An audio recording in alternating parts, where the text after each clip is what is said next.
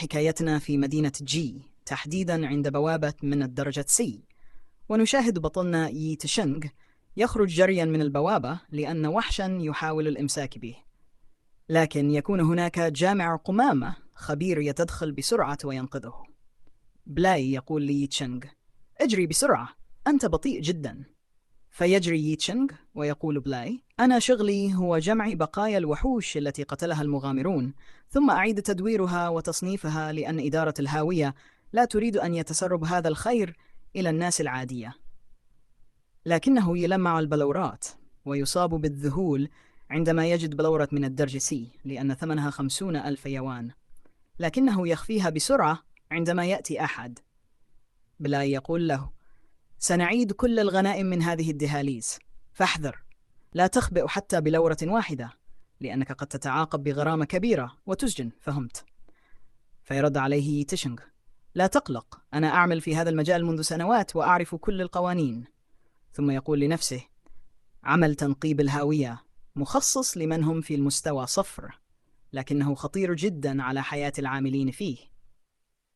ومع ذلك أجر الدهاليز الواحد هو 300 يوان، وكل جامع قمامة يأخذ جزءا من 1,000 من قيمة بقايا الوحوش، يعني 600 يوان، ويخصم منهم 30% كأجر للوكيل، فيتبقى 540 يوان.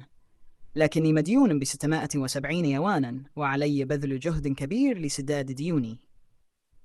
بينما هو يتحدث، يأتيه أحدهم ويقول: أيها الواقف، لديك مهمة كبيرة الآن، أجرها 3,000 يوان، هل تأتي معنا؟ فيقول يي تشنغ: 3,000 يوان مرة واحدة؟ هذا كثير جدا. لكن الرجل يرد: أنت لست الأفضل بيننا، كل همك أن تقبض. إذا أردت أن تأتي معنا فاتبع هذا الفريق بسرعة. فينهض يي تشنغ مسرعا ويقول بلاي: بالطبع سيأتي ورائكم.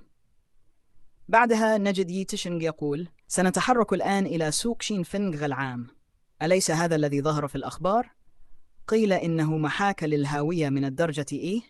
الآن عرفت لماذا أجر هذه المهمة كبير. سمعت أن كثيرا ماتوا هناك ولم يخرج أحد حيا. في المشهد التالي نجد رجلا يقول: هذه مهمة عاجلة، لهذا أجرها عال.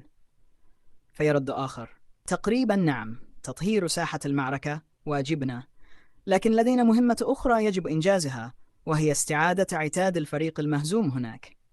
فيقول ثالث: هؤلاء الأغنياء لا يتركون حتى جنيه واحد يسقط، الله يأخذهم كما يتعبون. ويقول رابع: ومن سمح لهم أساسا بتحويل الهوية إلى تجارة ربحية؟ أما يي تشنونغ فيجلس ساهما ويعود بذاكرته إلى الماضي، حيث يقول: منذ 10 سنوات نزلت بوابة الهاوية من الفضاء، وخرجت منها مخلوقات غريبة كثيرة، ولم يستطع أحد مواجهتها إلا المغامرين الذين يمتلكون قوة سحرية فريدة. مع كل وحش يموت تظهر بلورات سحرية ومنتجات الطاقة وأسلحة وأدوات نادرة. حينها كان هذا اكتشافا عظيما، فحدث ضجة حول تطوير الهوية، وظهرت صناعات ضخمة، وضخ الأغنياء أموالا طائلة في صناعات الهوية للاستثمار في السوق الجديد. وكان شرط أي عامل أن يكون من مستوى صفر ليعمل في الهوية.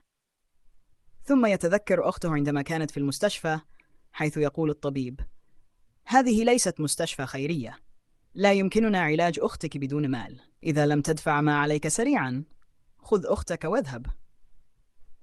فيبيع يتشن كل شيء ويطلب فرصة لجمع المال، لكن عليه أيضا دفع إيجار 2 للشقة التي يسكنها، وصاحبها يطالبه بالمال ويهدده بالطرد. في أي عمل يذهب إليه لا يكون مرغوبا فيه من أحد. فيغلي غضبا ويقول لنفسه: العمل في المستوى صفر أصبح صعبا جدا، لأنهم لم يعودوا قادرين، يغيرون وظائفهم ولا يبقون خارقين، هم فعلا أصبحوا عالة على المجتمع. لكن بسبب احتياجه الشديد للمال قرر أن يأخذ كارد البطاقة.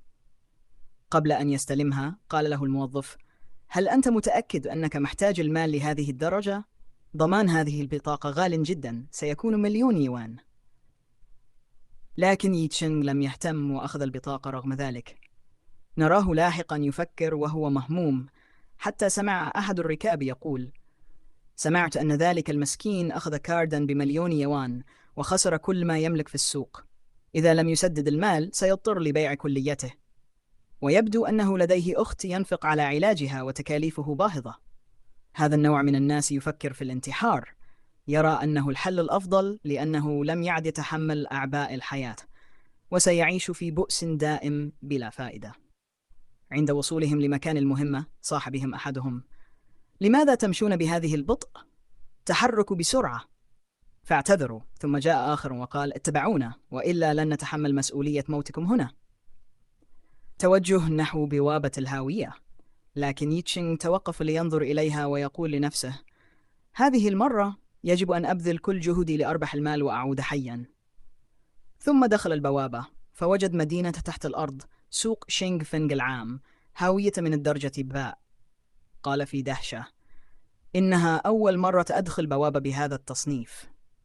فجأة ظهر ذئب ضخم يهاجم أحد العمال فصرخ: لاو تشين، هذه ذئاب أرواح من الدرجة الأولى. هجم الذئب، ولكن لاو تشين صده بقدرة اللهب مما أخاف البقية. ثم تدخل آخر حاملا درعا وسيفا محذرا: انتبهوا، الوحوش الشيطانية قد تكون في أي مكان حتى زوايا الغرفة. سأله أحدهم: إلى أين نتجه؟ فأجاب: الطابق الخامس. فقال وانغ تشو مستغربا: أهلوس أم ماذا؟ حجم الطابق الأول زاد 5 مرات والارتفاع تضاعف 3 مرات.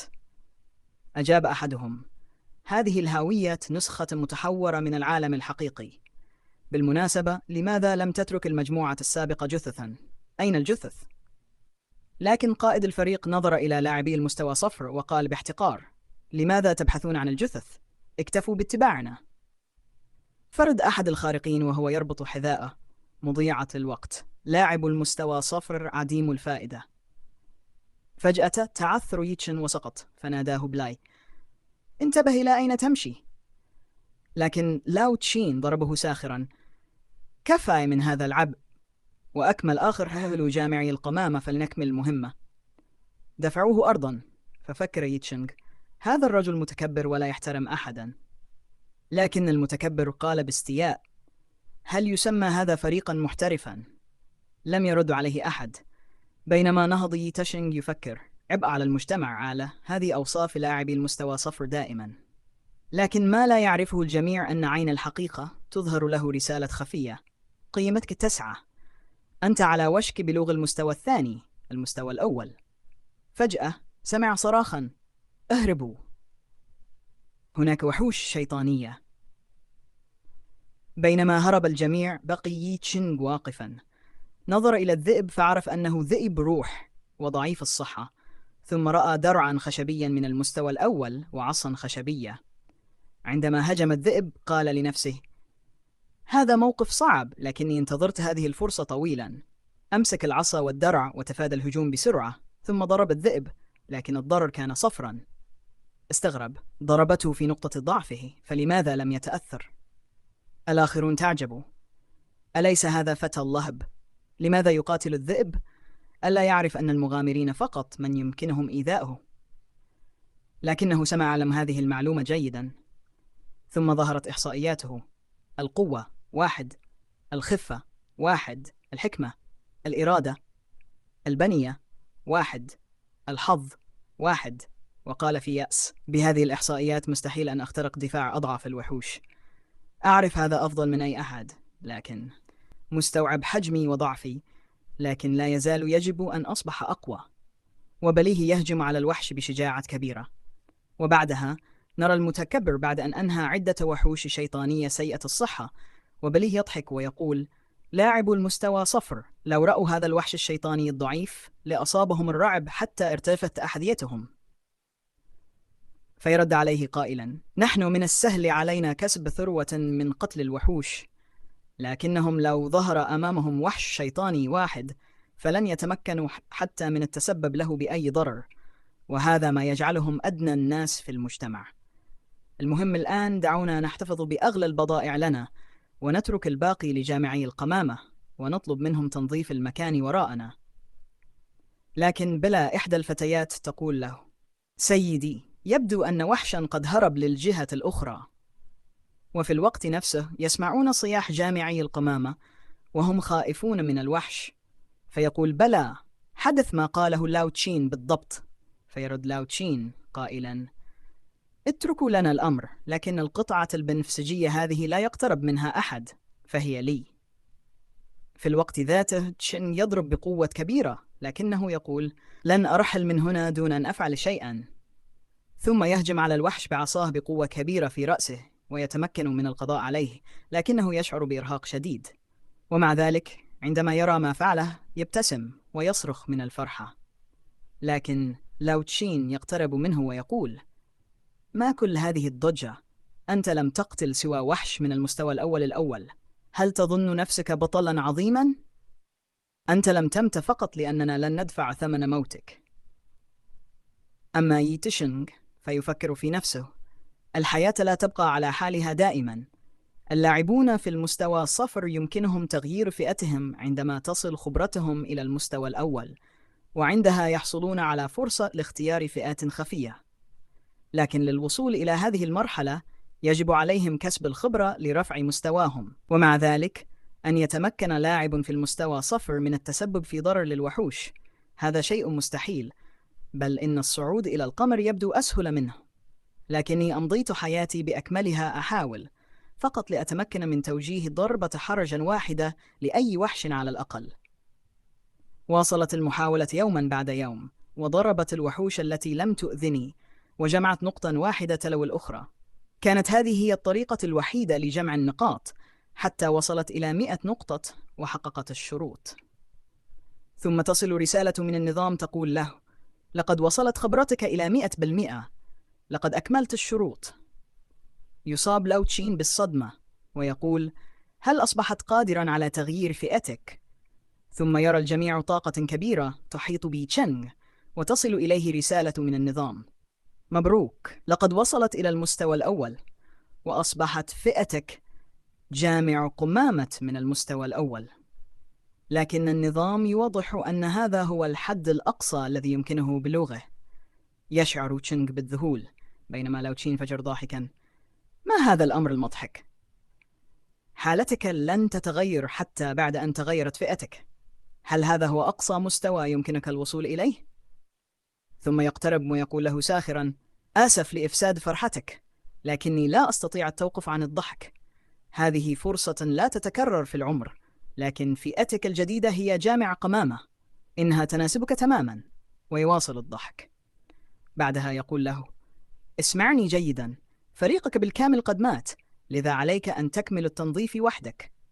ثم يعود إلى فريق المغامرين ويقول لهم: يجب أن أخبركم بشيء سيجعلكم تموتون من الضحك.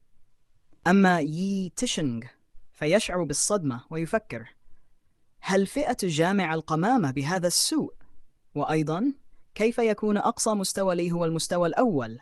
هذا يعني أني لن أتمكن من تقوية إحصائياتي. ولكن ما هي قدرة جامع القمامة؟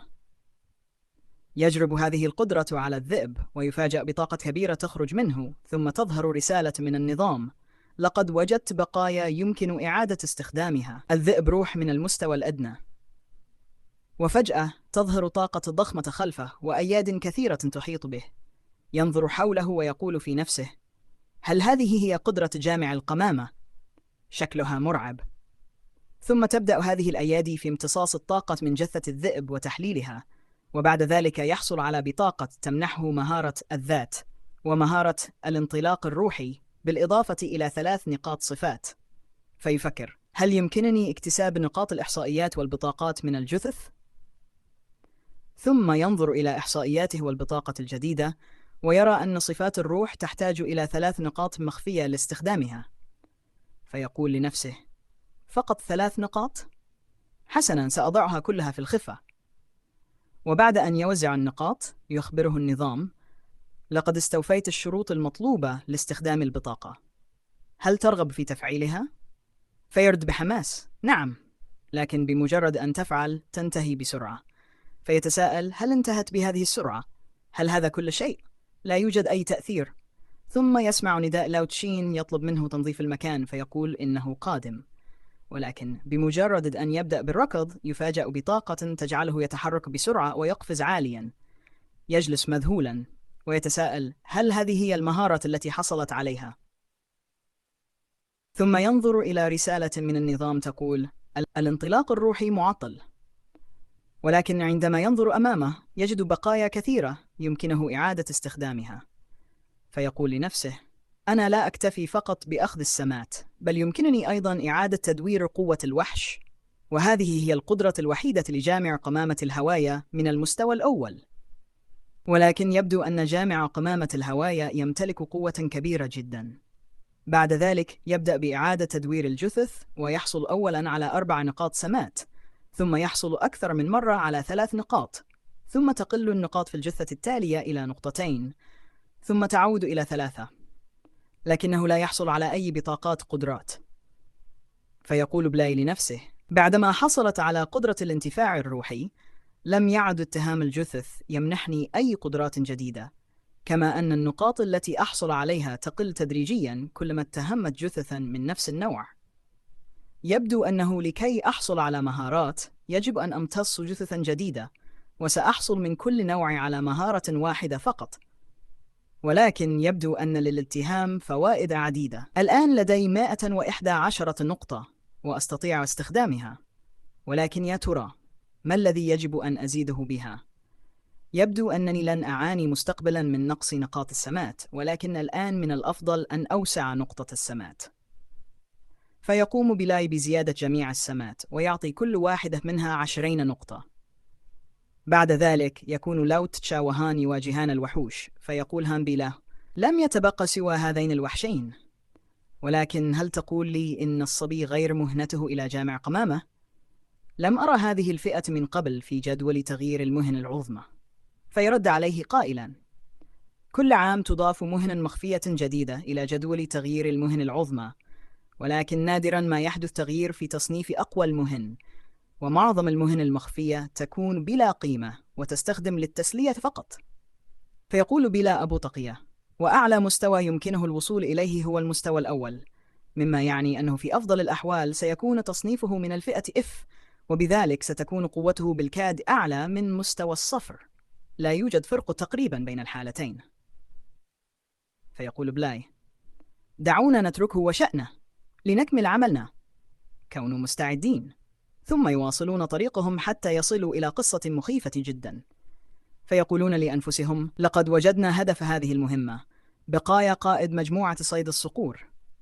فتقول بلاي شيم: تل آخر؟ كيف يوجد تل آخر داخل هذا المركز التجاري؟ وفي الطابق الخامس أيضا. يقترب بلاي من الجثة ويقول: لم تمر سوى 48 ساعة فقط على التحول، ومع ذلك هذه الجثة جافة جدا. هذا هو سحر امتصاص الجوهر؟ لقد تجولنا هنا ولم نجد سوى زئبق متحول في المستوى المنخفض، وكانوا أحياء، ولكن مجموعة الصيد المصنفة في فئة بي بلس كلهم ماتوا هنا. أليس هذا غريبا بعض الشيء؟ فجأة تظهر وحوش من تحت الأرض وتمسك بأقدامهم، وفي الوقت نفسه يظهر خبر عاجل في الأخبار، حيث يقول: حدث تحول كبير في مول الشعب بمدينة شينفنغ. في البداية تم تقييمه على أنه طفرة من الفئة بي، وعدد المفقودين حتى الآن 217، وتم إرسال مجموعة صيادين تابعة لشون لحل الأزمة. وفي نفس الوقت يصرخون قائلين: ارجعوا حالا، لقد وقعنا في كمين. فيندفع بلالوتشين للهجوم عليهم ويقول: كنت أستغرب لماذا لم نعثر على جثثهم، ولكن يبدو أنهم قد تجمعوا جميعا هنا وتم وضعهم فوق بعض البعض على شكل جبل من الجثث.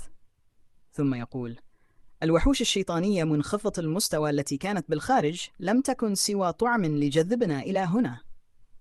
بعد ذلك يظهر وحش ضخم جدا خلفهم، فيقول بلاي: في الحقيقة سيد الهوية هذه هو نبات آكل للبشر من الأعماق، ذو مستوى عال يقارب الفئة إيه. ثم يصرخ بلاتشين قائلا: انظروا إلى الأعلى، لقد تم إحياء جميع أفراد مجموعة الصيد. وفي الوقت نفسه كان ياتشينغ يمتص جثث الذئاب ويحقق إنجاز جامع قمامة المبتدئ في اختبار المدينة، حيث أعاد تدوير 50 جثة. فيضحك بلاي ويقول: لقد فتح إنجاز جديد وهناك مكافأة رائعة. ثم يخبره النظام: مكافأتك هي قلادة قلب عادية من الدرجة الأدنى وخنجر عادي جدا. وبعد أن وجد أن هذه المكافآت بلا قيمة يقول: المكافآت في هذه المهنة بائسة جدا، ولكن فجأة يسمع صوتا غريبا يقترب منه، ويجد وحشا يندفع نحوه بسرعة، لكنه يتفادى هجومه بمهارة عالية بسبب رشاقته. فيقول بلاي لنفسه: لقد أرعبني هذا الشيء. كنت أظن أنني انتهيت، ولكنني أشعر الآن أن رشاقتي قد زادت. هل هذا بسبب إضافة النقاط إلى السمات؟ يبدو أنني أصبحت أقوى.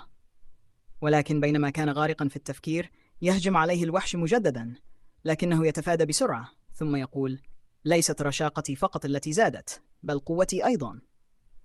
ثم يستجمع طاقته ويقول: حان دوري الآن للهجوم. بعد أن غيرت مهنتي، لم يعد للجري فائدة كبيرة. ثم يهجم بسرعة على الوحش ويقضي عليه. بعد ذلك يقول شار له: تم تفعيل فحص القوة. لقد أثبت أنك قادر على كسر دفاع الهدف وزيادة الضرر بنسبة 100%. فيبتسم بلاي ويقول: أنا الآن شخص آخر،